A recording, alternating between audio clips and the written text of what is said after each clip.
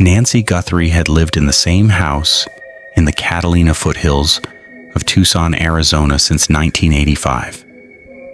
41 years. She raised her family in that house. She watched her daughter become one of the most recognized journalists in America from that house. She grew old in that house, and on the night of February 1st, 2026, someone walked up to her front door, disabled her camera, entered her home, and took her. She was 84 years old. She had a pacemaker. She had limited mobility, and she has not been seen since. 3 weeks later, the FBI confirmed something that changes everything about this investigation. They recovered 2 separate DNA profiles from the crime scene. Not one, 2. One from a glove found 2 miles from Nancy's home. One from inside the house itself. 2 different people. 2 different locations. This was not a solo crime. Tonight, I'm going to show you the man whose name keeps appearing next to the only person who was with Nancy in the hours before she disappeared. A man with felony convictions for burglary and robbery. A man who matches the FBI's physical description of the suspect. A man who has known the victim's son-in-law for 19 years. And his connection to this case starts with a Craigslist ad posted in 2007. Before we go any further, this channel exists for one reason: to honor victims and expose the truth. Nancy Guthrie is not a case number. She is not a theory. She is a mother and a grandmother who deserves to be found. If you believe that, subscribe right now and turn on notifications. Because when the DNA results come back, and they will come back, we will be here to break it down before anyone else. Share this video with anyone you know who is following this case. The more people watching, the harder it becomes for anyone involved to stay hidden. Now let us get into it. I want to do something that almost nobody covering this case has done.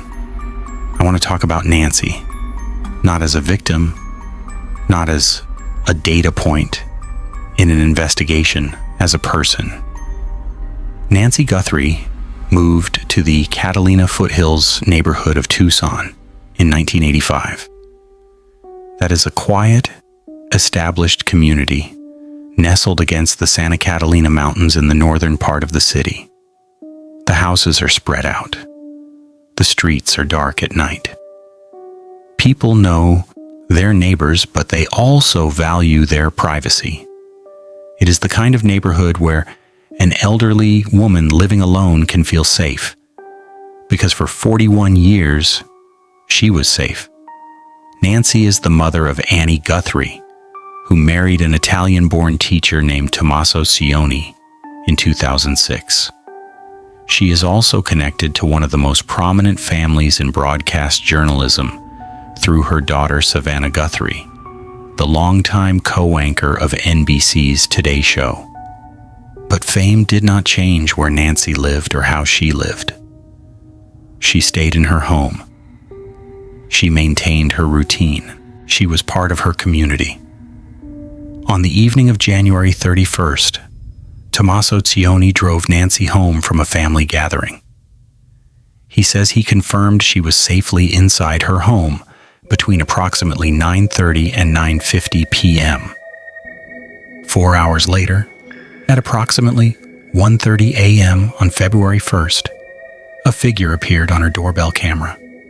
Within minutes, the camera went dark, and Nancy Guthrie vanished.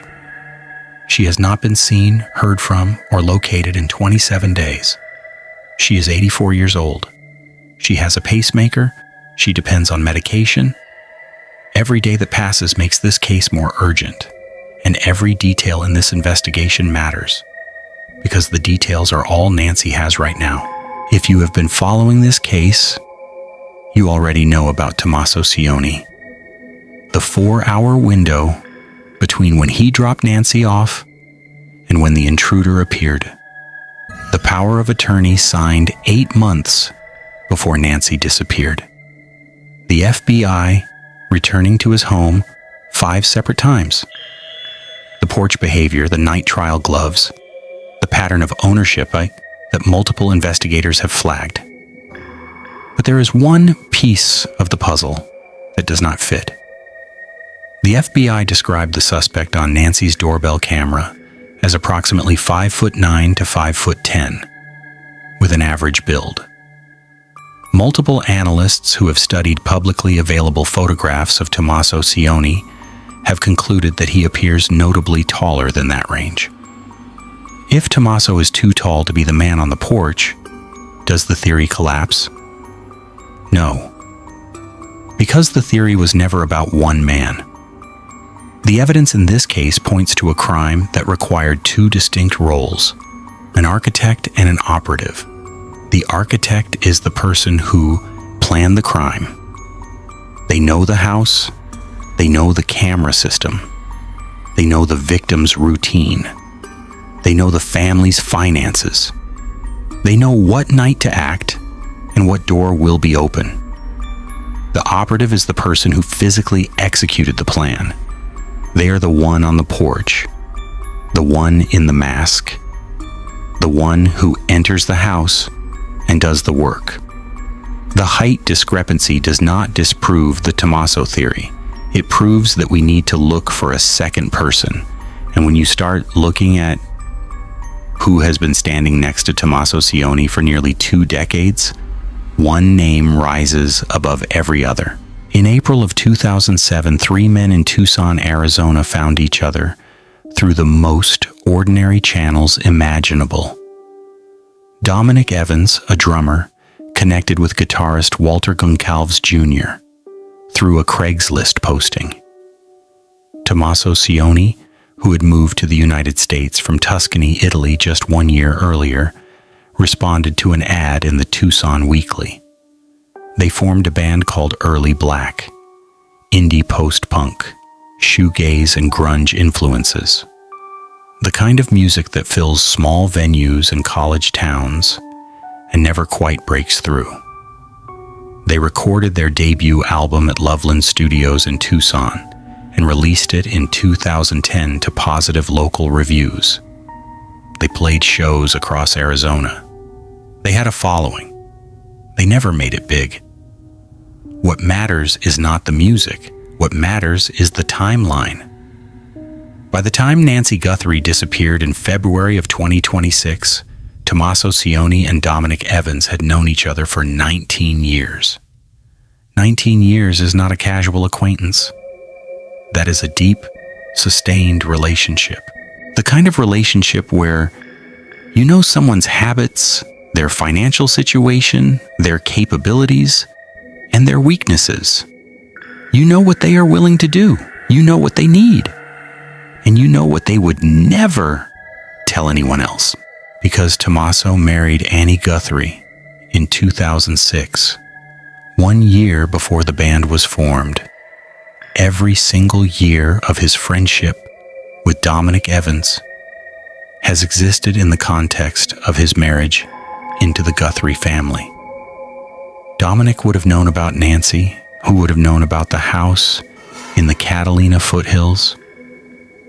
He would have known about Savannah, not because he was conducting surveillance, but because that is what happens when you are close friends with someone for nearly 2 decades. Their life becomes part of your knowledge.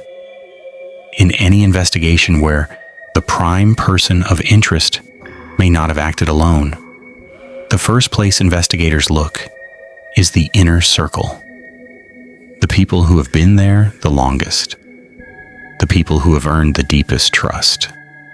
And for Tommaso Cioni, that circle includes the man who has been playing drums beside him since 2007, because Tommaso married Annie Guthrie in 2006, 1 year before the band was formed.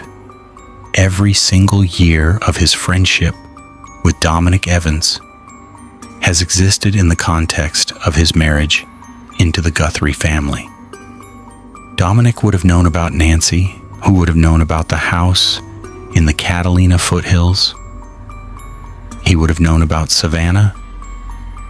Not because he was conducting surveillance, but because that is what happens when you are close friends with someone for nearly 2 decades.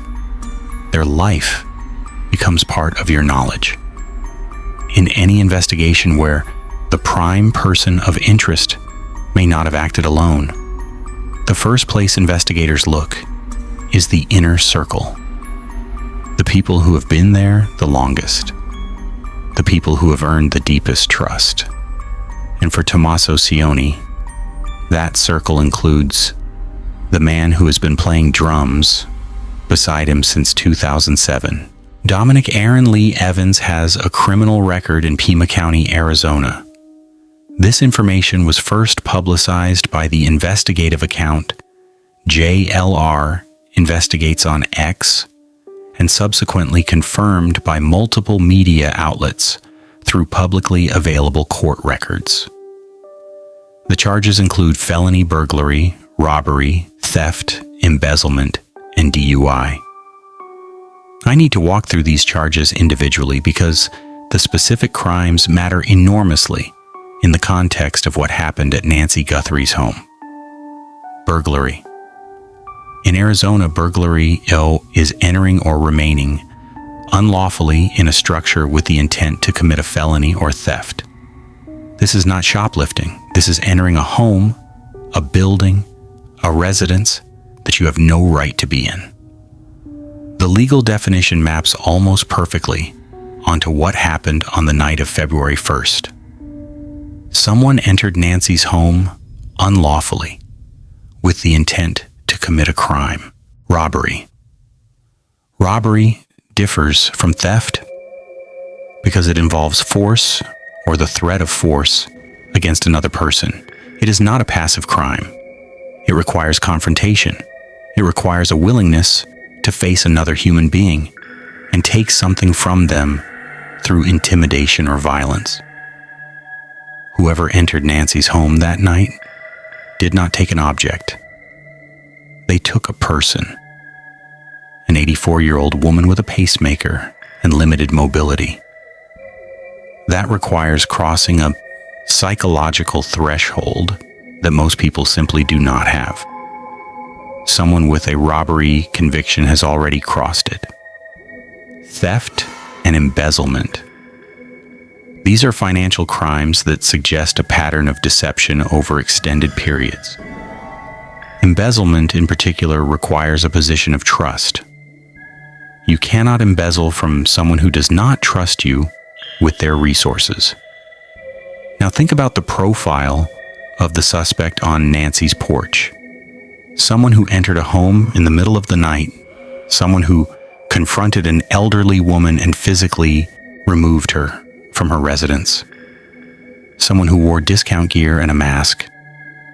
That profile suggests criminal familiarity, but not professional sophistication. Every crime teaches the person who commits it something they carry forward. Burglary teaches you how to move through a space that does not belong to you, how locks work, how doors work, how to manage noise, how to control your breathing and your footsteps in the dark. Robbery teaches you how to confront another person and maintain control through intimidation or force. These are not theoretical skills. They are practiced. And once you have them, they do not leave. They sit in muscle memory the same way a drummer remembers a beat pattern he learned 20 years ago. The FBI has told us exactly what the suspect did. He approached in the dark. He knew the camera layout. He disabled it. He entered the home. He confronted an 84-year-old woman. He physically removed her from the residence. He left without triggering a neighbor response. He disposed of evidence along an escape route, and then he vanished. That is not the profile of a first-time offender. That is the profile of someone who has done some version of this before. Maybe not a kidnapping, but entering, confronting, taking. Those are the verbs. And those verbs have appeared before on a Pima County court docket attached to the name Dominic Aaron Lee Evans. The FBI described the suspect seen on Nancy Guthrie's doorbell camera as a male, approximately 5'9" to 5'10", with an average build. Facial hair visible through the mask in the form of a mustache or goatee. Carrying a black 25-liter Ozark Trail backpack and wearing what appeared to be a belly band holster for a handgun, worn incorrectly over a thick jacket. Former FBI Supervisory Special Agent and criminal profiler Jim Clemente told Fox News Digital that he observed what appears to be a marking, possibly a tattoo, on the suspect's right wrist. Clemente stated that, if confirmed, this detail could help investigators narrow the field of potential suspects. I need to be direct about the limitations of visual identification from this kind of footage. Comparing still images from a low-resolution doorbell camera to photographs of any individual taken in completely different conditions is unreliable. Lighting, angle, compression artifacts, and mask distortion make definitive visual identification impossible from public footage alone. I am not going to tell you the man on the porch is Dominic Evans based on a side-by-side photograph. That would be irresponsible. But here is what I can tell you. The physical parameters released by the FBI do not exclude Dominic Evans. The height range of 5'9" to 5'10" is consistent with his build. The average build description is consistent. The facial hair is consistent. And the potential wrist tattoo, if confirmed by forensic analysis, would narrow the field significantly. And here is the detail that has been buried under all the speculation about faces and tattoos. The height, 5'9" to 5'10", the same height range that eliminates Tommaso Cioni as the man on the porch.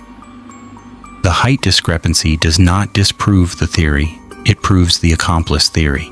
It proves the architect and the operative are two different people. And it points directly at the man who has been standing next to Tommaso Cioni in band photographs for 19 years. Public records associate Dominic Evans with addresses in the broader Tucson and Marana area. He was born on February 18th, 1978, making him 47 years old. He has lived in the southern Arizona region for most of his adult life. Marana is located northwest of Tucson, within easy driving distance of the Catalina Foothills neighborhood where Nancy Guthrie lived. Nancy's home, Tommaso and Annie's residence, approximately 4 miles away, and Evans' known addresses form a tight triangle in the northern Tucson suburbs. If you are planning a crime that requires knowledge of the victim's neighborhood, access at unusual hours, and a quick exit route, living within this triangle is not convenient. It is necessary. I want to correct a piece of misinformation that is spread widely online. The SWAT raid on February 13th near East Orange Grove Road and North First Avenue did not target Dominic Evans. According to ABC News, the individuals detained were Luke Daly, age 37, and his 77-year-old mother. A third individual, a DoorDash driver, was also detained and released. None of these individuals were connected to Evans. That needs to be stated plainly. Other channels that presented this raid as an Evans story were factually wrong, and it matters that we get it right. But the geography remains relevant. The distances between Evans' known addresses, the crime scene, and the family's home are operationally significant. And the cell tower infrastructure along those routes is dense enough that if 2 phones traveled between these locations on both January 23rd and February 1st, the telecommunications data will show it. The Pima County Sheriff's Department and the FBI have confirmed that 2 separate DNA profiles have been recovered in connection with this case. The first was extracted from a glove found approximately 2 miles from Nancy's home in a field near the side of the road. The FBI stated that this glove visually matches the gloves worn by the suspect in the doorbell footage. The DNA from this glove belongs to an unknown male and does not match Nancy, does not match any family member, and does not match anyone in CODIS, the FBI's National Criminal Database.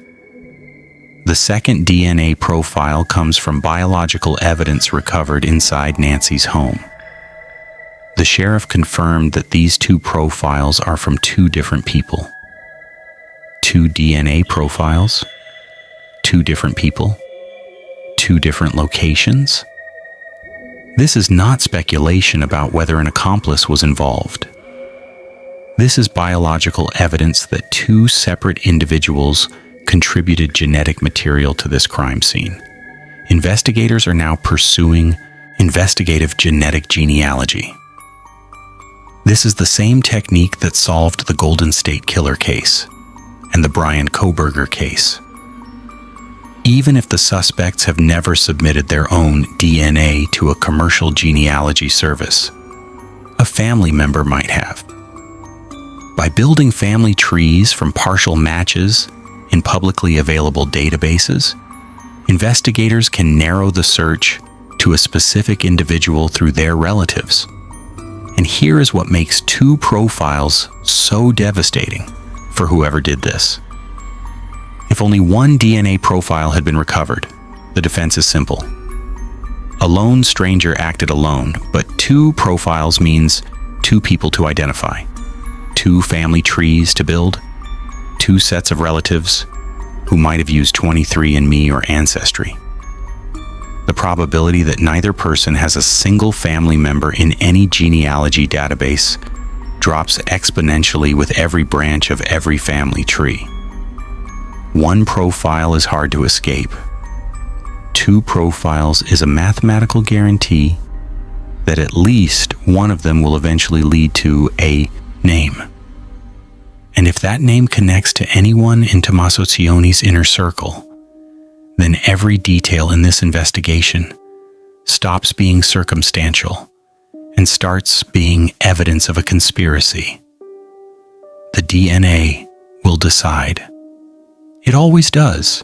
On February 9th, News Nation senior national correspondent Brian Enton reported that Tommaso Cioni had not been seen publicly in almost a week. In the middle of the most high-profile missing person investigation in the country, with FBI agents in his neighborhood and cameras on his front door, he stopped being visible. There are innocent explanations. His lawyer may have advised him to withdraw. The media pressure may have been unbearable. But consider the silence in context. If 2 people are connected to this crime, and one of them is under intense public scrutiny, the smartest move is to stop providing data points. Stop giving reporters footage to analyze. Stop giving body language experts material to dissect. Every public appearance is a risk. Every photograph is a comparison. Meanwhile, Dominic Evans has not made any public statement about this case. He has not been interviewed by any media outlet. He has not posted on social media. He has not expressed concern for Nancy Guthrie's well-being. In a world where everyone with a phone can make a statement in 30 seconds, his silence is complete. Silence from 1 person can mean many things. Silence from 2 people who have known each other for 19 years. Who are both connected to the victim's family and who are both being discussed in the context of a kidnapping investigation. That silence sounds coordinated. It sounds like 2 people who have been told the same thing by the same person. Do not talk. Do not post. Do not react. Let the storm pass and hope the DNA comes back clean. And then there are the ransom communications. TMZ received multiple emails demanding millions in Bitcoin. The fourth email, received February 16th, used language that stopped me cold. The sender referred to the main individual, not the kidnapper, not the suspect, the main individual. That is organizational language. It implies a hierarchy. It implies the sender understands there is more than one person involved and that one of them is primary. Ransom expert David Levon interpreted the language as suggesting the sender may be, in his words, close to the flame. Not the person who committed the crime, but someone who knows what happened. Someone on the outer edge of the conspiracy. Someone who is watching the investigation tighten and is trying to position themselves before the DNA results make positioning impossible. I want to be clear about what is confirmed and what is not. No law enforcement agency has named Dominic Evans as a suspect. The FBI has not publicly connected him to this investigation. Everything I've presented is based on publicly available records, open source reporting, and observable facts. It is entirely possible that Dominic Evans is uninvolved, that his criminal record is historical and has no connection to this crime, that his resemblance to the suspect is coincidental, that his friendship with Tommaso Cioni is just a friendship and nothing more, and that the real perpetrator is someone whose name has not surfaced yet, sitting in a database waiting to be matched by genealogy. I also want to address errors in other coverage. The SWAT raid did not target Evans. The gloves are nitrile, not latex. And that distinction matters because nitrile is used in scientific and laboratory settings, which connects to Tommaso's teaching profession. And facial comparisons from low-resolution infrared doorbell footage are not evidence. They are starting points for investigation, not conclusions. This channel does not deal in accusations. We deal in questions that deserve answers. And the questions surrounding Dominic Evans are legitimate. His criminal record, his proximity, his relationship, the physical description match, the two DNA profiles. These are data points that form a framework. And frameworks are what investigators use to organize evidence until the evidence speaks for itself. Nancy Guthrie has been missing for 27 days. 400 investigators are working this case. More than 55,000 tips have come in. The reward has reached $1 million. Investigators are tracking the Walmart backpack purchases, the unique holster, and the gun sales across Tucson. They are running genealogical analysis on the DNA. They are using Bluetooth signal sniffers deployed by helicopter to search for the signal from Nancy's pacemaker. If you have any information about this case, the FBI tip line is 1-800-CALL-FBI. That is 1-800-22-55324. You can also submit tips online at tips.fbi.gov. The $1 million reward is available for information leading to an arrest or Nancy's safe return. If you know something, this is the time. Nancy Guthrie is still out there. She is still alive until someone proves otherwise. And someone somewhere knows exactly where she is. The DNA will speak. The genealogy will speak. The cell tower data will speak. And when they do, we will be here. If this investigation matters to you, subscribe and turn on notifications. Share this video with everyone who needs to see it. Drop your thoughts in the comments. Tell me what you think happened on the night of January 31st. Tell me what connections I missed. Tell me what angle we should explore next. This community has been ahead of the official investigation from day one, and we are not stopping until Nancy Guthrie is found.